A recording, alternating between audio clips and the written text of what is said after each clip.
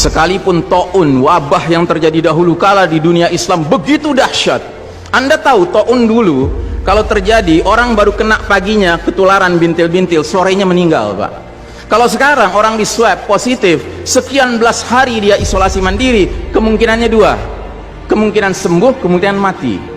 Persentasenya berapa? Sembuh 80%, Pak, mati 3%, kecil sekali. Bukan berarti kita menganggap ringan nyawa orang, tidak. Cuman saya ingin menggambarkan betapa taun dahulu lebih dahsyat daripada yang so-called pandemi, yang lebih cocok disebut plandemi ini. Direncanakan ini, Pak.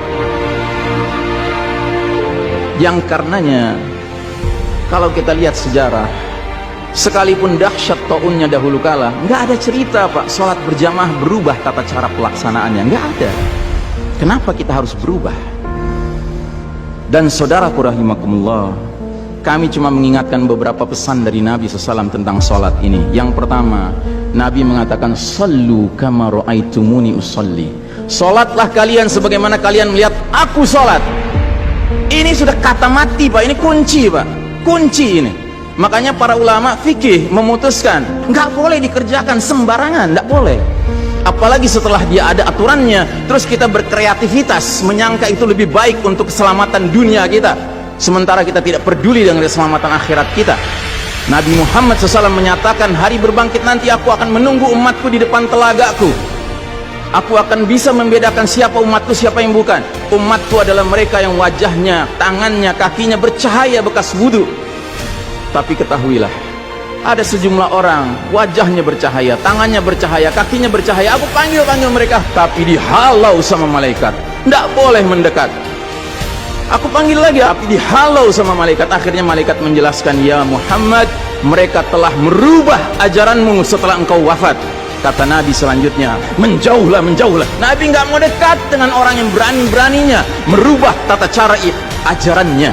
Dan ajarannya yang paling pokok apa? Tauhid. Setelah tauhid apa? Salat. Dan ingat, salat adalah amal yang paling pertama yang akan diperiksa oleh Allah Ta'ala bagi setiap hambanya. Dan saudara rahimakumullah, saya ingin menyampaikan dua hadis lagi. Satu hadis dari Nabi, la tadaru furujatin lisyaitan. Jangan kalian biarkan celah-celah itu untuk syaitan. Ini Nabi Muhammad SAW yang berbicara, bukan Ihsan Tanjung.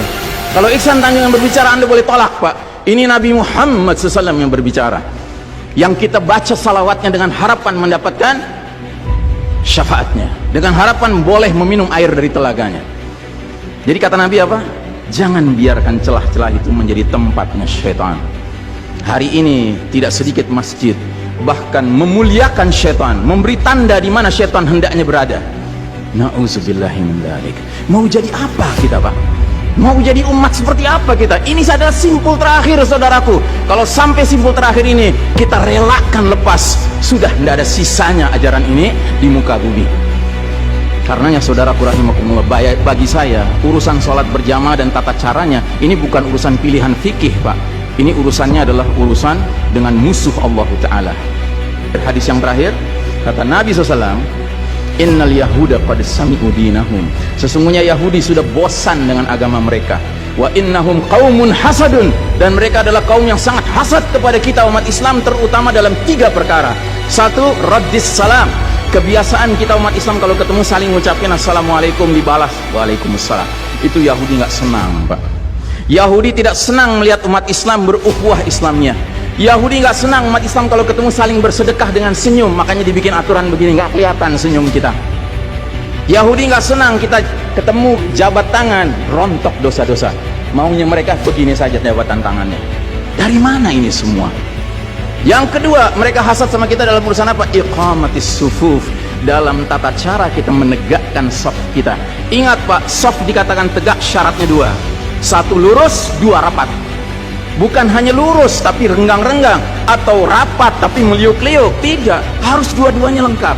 Sehingga Nabi sampai bertanya, kenapa kalian gak bersaf seperti malaikat di hadapan Allah? Para sahabat bingung, bertanya, bagaimana malaikat? Kata Nabi, mereka mendahulukan saf awal dan mereka saling rapat satu sama lainnya. Jadi Nabi itu bangga kalau umat Islam sholatnya seperti para malaikat di hadapan Allah Ta'ala. Harusnya itu menjadi kebanggaan kita juga. dan harusnya kita tersinggung kalau ada pihak yang berusaha untuk mengacak-acaknya. Dan yang terakhir, yang ketiga, Yahudi itu hasad sama kita dalam urusan apa?